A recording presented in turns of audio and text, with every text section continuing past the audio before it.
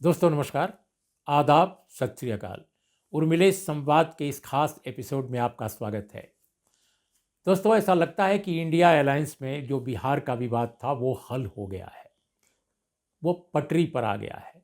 और इसका जो एक ठोस प्रमाण दिखा 4 तारीख को तेजस्वी यादव, बिहार के डिप्टी चीफ मिनिस्टर, वो मधुबनी के झंझारपुर में गए थे।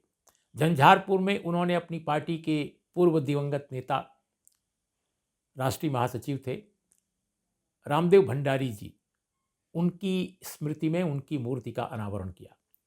और दोस्तों उस मौके पर तेजस्वी ने जो भाषण दिया वो वैचारिक रूप से बहुत ही सुदृढ़ और सोशलिस्ट जो एक विरासत है जो इन दलों की जो दावा करते रहते हैं, हालांकि उसके बहुत सारे डिस्टॉर्शंस भी दिखाई देते रहते हैं समय समय पर, लेकिन इस भाषण को अगर आप तेजस्वी के देखें तो एक समाजवादी उसमें उसमें उसमें सफाई दिखाई देती है। एक एक एक क्लियर कट एक विचार दिखाई देता है कि किस तरह से इस आज की परिस्थितियों में इंटरवीन करना चाहिए। और उन्होंने साफ शब्दों में कहा, उन्होंने एक तरह से चैलेंज किया उस राजनीति को जो राम मंदिर के नाम पर एक खास राजनीतिक दल, खास नेता की मार्केटिंग में लगी हुई है। उन्होंने नाम तक लिया। उन्होंने कहा कि इस वक्त भारतीय जनता पार्टी सिर्फ मार्केटिंग कर रही है, राम के प्रति आस्था नहीं दिखाई दे रही है उसमें। उन्होंने कहा कि हम तो भगवान को मानते हैं, हम तो राम को मानते हैं, राम और भगवान सबके प्रति हमारी आस्था है। बल्कि ये भी बताया उन्होंने कि भाई हम तो तिरुपति अभी गए थे अपनी पुत्री के मुंडन के लिए, हम लोग आस्तिक और आस्थावान लोग हैं, लेकिन श्री राम के प्रति आस्था प्रकट करने के नाम पर यहाँ तो प्रधानमंत्री मोदी और भारतीय जनता पार्टी अपनी तरफ से अपनी ही मार्केटिंग कर रहे हैं राम के नाम पर। ये राम का नहीं अपना काम कर रहे हैं, इस तरह की बातें उन्होंने कही।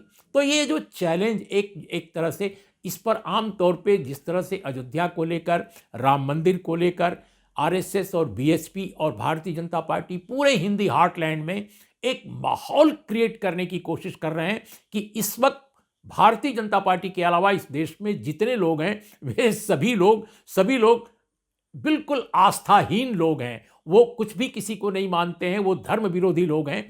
तो इस पर कम से कम उन लोगों में जो धर्म और अधर्म के बारे में बहुत सारे विवादों में फंसे रहते हैं, उनको एक तरह से क्लियर कट एक सोच, एक लाइन दी है तेजस्वी ने कि आप पूछिए उन लोगों से पूछिए जो राम के नाम पर अपनी मार्केटिंग कर रहे हैं कि आखिर जब वो बीमार पड़ते हैं, आमतौर पे जो लोग गांव घर में, शहर में कहीं भी बीमार पड़ते हैं, वो कहाँ जाते हैं? पहले वो अस्पताल जाते हैं या मंदिर जाते हैं?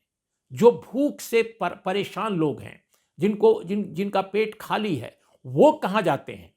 वो पहले भूख के लिए क्या मंदिर जाते हैं? बहुत सारी बातें उन्होंने कही इस तरह की, और उन्होंने उदाहरण दे देकर बातें कही, और वो आदमी को कन्विंस करने वाली बातें थी। बिल्कुल ऐसे लगता था कि कोई ऐसी बात कर रहा है जिसमें विवेक दिखाई देता है, जिसमें तर्क दिखाई देता है, जिसमें सच्चाई दिखाई देती है। अब भारतीय जनता पार्टी के नेता उनके खिलाफ उतर पड़े, बहुत सारे लोग ट्रोल करने लगे, सोशल मीडिया पर मैंने देखा। लेकिन आप बात समझिए, वो ये नहीं कह रहे हैं कि वो बहुत सारे लोग इस देश में नास्तिक हैं और वो खुलेआम कहते हैं कि हम नास्तिक हैं, वो धर्म को नहीं मानते, वो किसी भी चीज़ को नहीं मानते। लेकिन तेजस्वी ऐसा कुछ भी नहीं कह रहे हैं। वो तो कह रहे हैं कि वो आस्तिक हैं, वो श्रद्धावान हैं, वो आस्था रखते हैं, और वो कहते हैं कि वो पूजा पाठ भी में विश्वास करते हैं। अभी हाल में तिरुपति गए थे, वो ये भी कह रहे हैं। लेकिन वो ये कह रहे हैं कि धर्म का धंधा नहीं होना चाहिए, धर्म के नाम पर मार्केटिंग नहीं की जानी चाहिए, धर्म के नाम पर वोट का बाजार नहीं बिछाया जाना चाहिए। उनका ये कहने का मतलब है कि धर्म के नाम पर आप राजनीतिक मंसूबे अपने पूरा करें, ये ठीक नहीं है। इस लाइन को वो आगे बढ़ा रहे हैं, और मुझे लगता है कि उनकी पार्टी में जो युवा शक्ति है वो जरूर इस उनके आह्वान से प्रभावित होगी, इसमें कोई दो राय नहीं है। और इस तरह की बात जाकर झंझारपुर में बोलना, मुझे ऐसा लगता है कि जो एक विवाद चल रहा था इंडिया अलायंस के बिहार चैप्टर में, वो निश्चित रूप से सुलझ गया है। और वो जो थोड़ा बहुत जो बाकी है, हो सकता है कि इंडिया अलायंस की अगली बैठक में वो कंप्लीट हो जाए। जो मेरी जानकारी है दोस्तों कि नीतीश कुमार जी के संयोजक बनाए जाने को लेकर अब कांग्रेस की तरफ से कोई विवाद नहीं है। असल जो आपत्ति अभी तक है वो ममता बनर्जी की तरफ से है और मुझे लगता है कि ममता बनर्जी भी कुछ समय के अंदर इस पहलू पर सहमत हो जाएंगी, क्योंकि आखिर में सबको एक होकर लड़ना है और एक होकर अगर नहीं लड़ते तो घाटा सबका है, किसी एक का घाटा नहीं है। तो इसलिए मुझे नहीं लगता कि इस पर बहुत बड़ा कोई विवाद पैदा होने वाला है। और दूसरी बात कि तेजस्वी ने एक बात और बहुत महत्वपूर्ण की कि वहां से वो बोध गया गए और बोध गया में दलाई लामा से मिलने के बाद वो पुनः नीतीश कुमार जी से मिले। इस नए वर्ष में पहली मुलाकात उनकी थी और वहां पर वो काफी देर तक रहे नीतीश कुमार जी के बंगले पर। वहां पर क्या क्या बातें हुई इनका खुलासा तो नहीं हुआ है, लेकिन माना जा रहा है कि सीट शेयरिंग को लेकर जो उनके पिता लालू प्रसाद यादव ने बहुत सारी बातें उनको समझाई होंगी, कही होंगी। हो सकता है कि वो नीतीश कुमार से उनको शेयर उन्होंने किया हो, एक सहमति या विचार विमर्श की प्रक्रिया आगे बढ़ाने की बात आगे आगे आई हो। तो ये सब चीज़ें भी हुई हैं। तो ये एक मुझे लगता है कि इंडिया अलायंस के हिसाब से एक महत्वपूर्ण इनिशिएटिव दिखाई देता है 4 तारीख को, यानी कल की बात मैं कर रहा हूँ। और इसके अलावा एक और बात का एक ऐलान हुआ है कि 13 तारीख को पटना के गांधी मैदान में 1 लाख जो चयनित शिक्षक हैं, यानी जिनका सिलेक्शन हो चुका है पब्लिक सर्विस कमीशन के जरिए, प्रदेश का जो पब्लिक सर्विस कमीशन है उसके जरिए, उन 1 लाख लोगों को नीतीश कुमार और तेजस्वी यादव की सरकार वहां पर उनकी नियुक्तियों का पत्र बांटेगी, उनको एक तरह से नौकरियां देगी।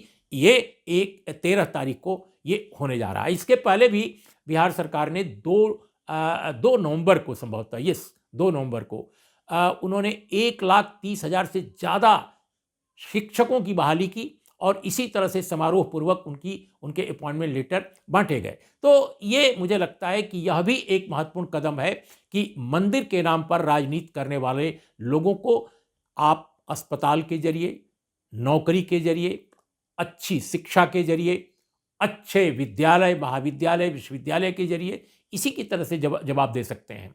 इंडस्ट्रियलाइजेशन के जरिए जवाब दे सकते हैं, ज़्यादा से ज़्यादा लोगों को नौकरियां मिलें, समाज बेहतर बने। बिहार काफ़ी पीछे है, भारत के अन्य राज्यों में कई ऐसे राज्य हैं जो बिहार से बहुत आगे बढ़े हुए हैं। तो बिहार की आज की जो ज़रूरत है, मुझे लगता है वो मौजूदा सरकार अगर उन एजेंडे को लेकर आगे बढ़े तो जो राजनीति में माने धर्म के नाम पर जो राजनीति के मंसूबे हैं उनको काउंटर किया जा सकता है। अगर कोई इस तरह के सोशियो इकोनॉमिक एजेंडे को नहीं लेगा तो काउंटर करना वाकई मुश्किल होगा।